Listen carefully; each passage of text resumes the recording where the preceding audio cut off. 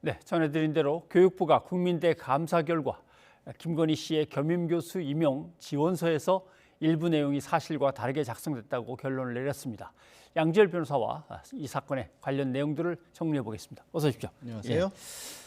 자, 교육부가 국민대 감사 결과를 발표했습니다.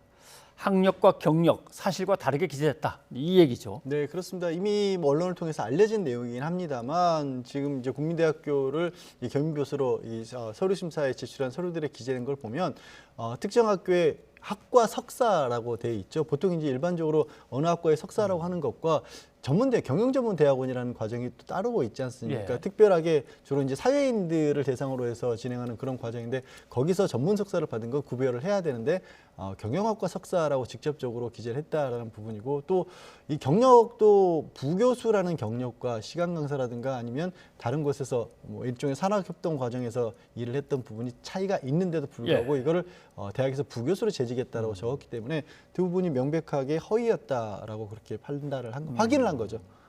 그래도 김 씨는 녹취 과정에서 이렇게 들어보면 사람들이 내 경력을 갖다가 말이지 트집 잡는다고 뭐 이렇게 인정을 잘 안 하는 것 같은데 아무튼 교육부는 이렇게 결론을 내렸군요.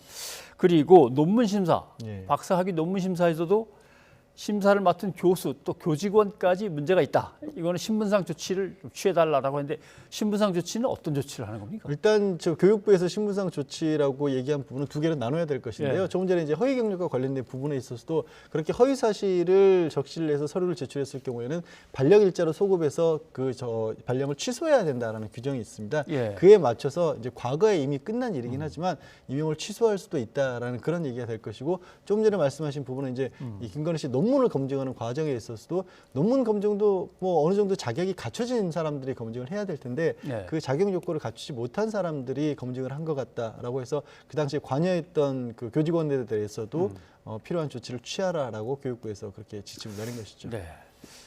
그런데 또 그 한가운데 갑자기 도이치모터스 주식이 있습니다. 예. 이건 뭐 삼부토건이든지 아니면 김건희 씨든지 국민대든지 다 엉켜버렸는데 자, 이 주식을 취득하고 처분하는 과정도 부적절한 것 같다. 사실 교육부는 그런 결론이에요. 예, 뭐 학교 법인에서 대학교에서 주식 투자를 한다는 것 자체가 좀 뭐 아주 이례적인 건 아닙니다만 그게 뭐 일반적인 업무라고 볼 수는 없지 않습니까? 예. 그런데 재단의 재산과 관련된 부분은 이 교육과 관련된 부분이기 때문에 굉장히 엄격하게 관리를 하고 있습니다. 예, 이 학교 그렇죠. 법인이라고 하는 게 이 재단 법인으로서 영리 사업 자체를 할 수 있는 곳들도 아니고 그리고 그런 어떤 재산들을 함부로 처분하거나 뭐 취득하거나 했을 경우에 학교에 미칠 수 있는 영향도 공적 영향이 크기 때문에 예, 엄격한 절차를 거쳐야 되는데 이사회의 절차를 거치지 않고 이거를 결정했다라는 겁니다. 그리고 왜 그러면 도이치모터스가 하필이면 또 김건희 씨도 지금 도이치모터스 주가 조작과 관련해서 혹시 관여한 게 아니라 의혹을 받고 있지 않습니까? 그 비슷한 시기에 국민대학교가 이거를 취득을 했다는 부분에서 그 내막이 어떻게 된 건지를 좀 확인해야 될 필요도 있다라고 한번 판단한 것으로 보여서요. 교육부에서는 이것은 그 과정에 배임이나 횡령 같은 것들이 있지는 않았는지 수사 의뢰도 할 방침입니다. 통상 이제 24만 주 정도 된다라고 알고 있었는데 30만 주라고 확인되는 것 같습니다. 거의 30만 주 가까이 됐고 그러면 예. 이게 뭔가 학교의 자산을 갖다 이렇게 돌리다 보면 거기에 배임, 횡령 이런 문제가 끼어들어갈 수 있을 것 같은데요. 왜냐하면 일단 절차 자체를 거치지 않았다는 것은 정상적으로 그러니까 알고 어떻게 보면 누군가 저지른 이 일을 한 게 아니라 그냥 무단으로 했을 가능성이 있지 않습니까? 네. 무단으로 했다라고 하는 거는 그게 어떤 의도가 있었던지 간에 법적으로 따져봤을 때는 그 투자에 들어간 돈 자체를 함부로 빼돌렸다는 것이기 때문에 횡령이나 배임이 될 수가 있고요. 그 과정에서 이른바 자문계약이라고 하는 부분도 정상적인 어떻게 보면 뭐 흔히 알려지고 있는 네. 그런 어떤 자격을 가졌다거나 그런 것을 중개하는 회사가 아닌 것으로 그렇게 지금 뭐 어느 정도 확인이 돼서 이 부분에 대해서는 수사를 해야겠다라고 의뢰를 한 겁니다.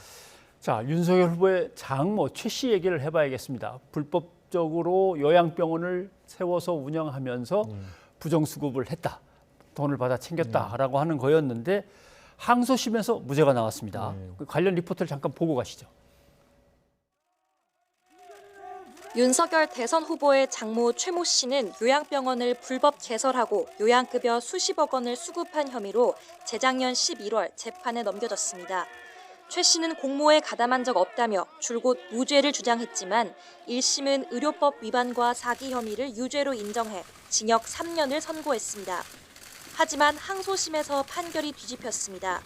1심은 최 씨가 계약부터 재단 설립에 크게 관여했고 이후 장비 구매와 자금 조달, 직원 채용에도 손을 댔다고 봤습니다.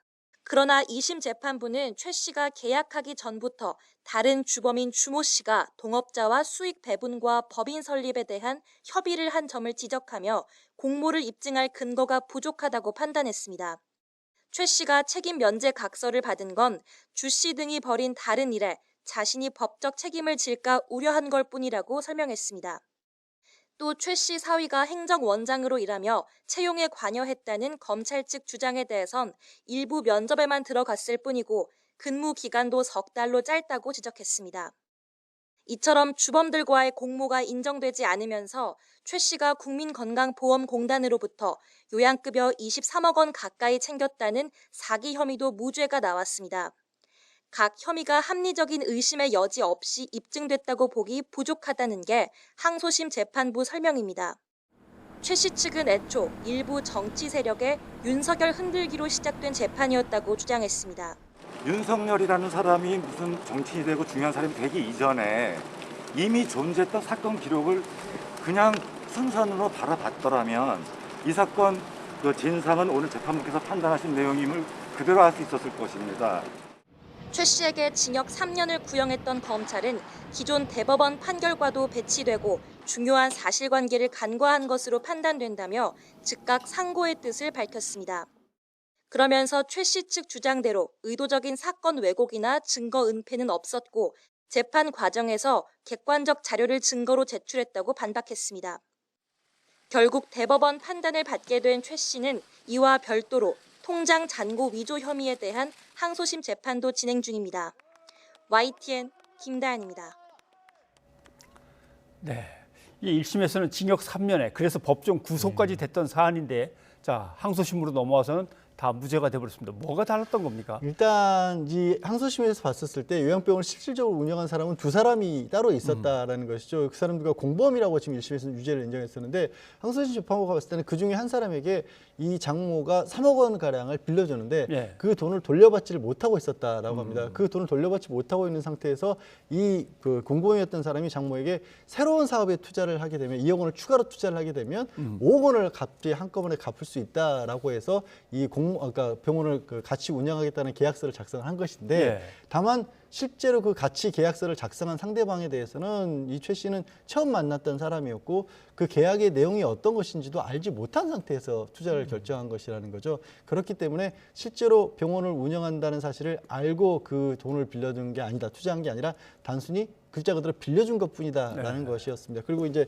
리포트에서 저번 전에 보신 것처럼 사위가 일을 어느 정도 했다라고 하지만 초기에 잠깐 일한 것일 뿐이지 실질적으로 병원 운영에 관여한 바가 그렇게 크지도 않다라는 것입니다. 예.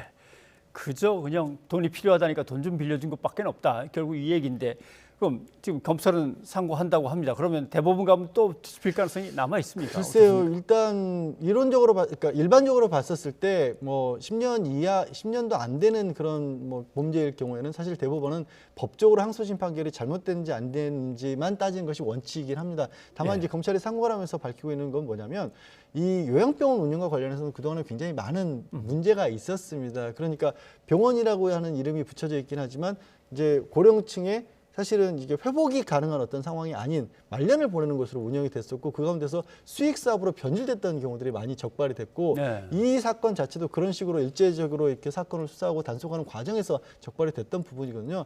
그 과정에서 우리 법원이 이 요양병원 관련해서는 이 의료재단이 사실상 편법적으로 운영되는 것과 관련해서 굉장히 좀 폭을 넓게 인정하고 있습니다. 그러니까 아주 엄격하게 정말로 병원에 꼬치꼬치 관여했던 것이 아니더라도 말씀드린 어떤 요양병원이 잘못 운영되는 걸 막기 위한 취지의 판결들이 있는데 검찰이 주장하는 건 과거의 그런 판결에 비춰봤을 때 항소심 판결이 맞지 않다는 거죠. 그렇게까지 엄격하게 어찌 보면 이제 의료병원에 어떻게 보면 관여인지 여부를 판단하는 게 아니다라는 게 검찰의 주장이긴 합니다. 그래서 이 주장, 그러니까 기존 판례와 너무 어긋났다라고 대부분이 본다라면 이거를 다시 한번 사건화할 수도 있고 쟁점할 수도 있고 그렇지 않고 일반적인 어떤 사건의 규모만 놓고 대부분의 일반적인 어떤 뭐 태도에 비춰본다라면 지금 다시 뒤집기는 어려운 상황이죠.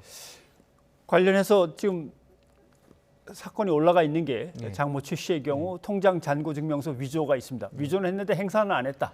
사용하지는 않았다라는 얘기가 있었는데 그럼 이 판결 징역 1년짜리도 뭔가 또 다른 가능성이 있습니까? 글쎄요. 뭐 재판 결과 사실 이게 무죄가 나올 것도 전혀 좀 예상하기 어려웠던 상황이긴 합니다만 사건의 성격 자체가 완전히 다르긴 합니다. 예. 왜냐하면 사문서 위조 같은 경우는 장모 측에서도 이거를 위조를 한 건 분명히 맞다라고 인정을 했었고요. 뭐 직접적으로 오히려 상대방에게 속아서 이거를 위조했다라고 하면서 고소라는 상황에서 본인이 직접 이거를 인정하고 밝혔기 때문에 위조 자체가 뒤집히기는 어려워 보입니다. 다만 말씀드렸다시피 이게 어떻게 보면 사기를 당하는 피해자 입장에서 벌어진 일이었다는 주장을 하고 있어서 항소심이 그 부분에 뭐 강조를 둔다, 방점을 둔다라면 뭐 그거 혹시 뭐 어떻게 달라질 가능성이 아예 없지는 않겠지만 좀 낮아 보입니다, 상대적으로. 네, 알겠습니다. 자, 양 변호사님 여기까지 듣겠습니다. 고맙습니다. 네, 고맙습니다.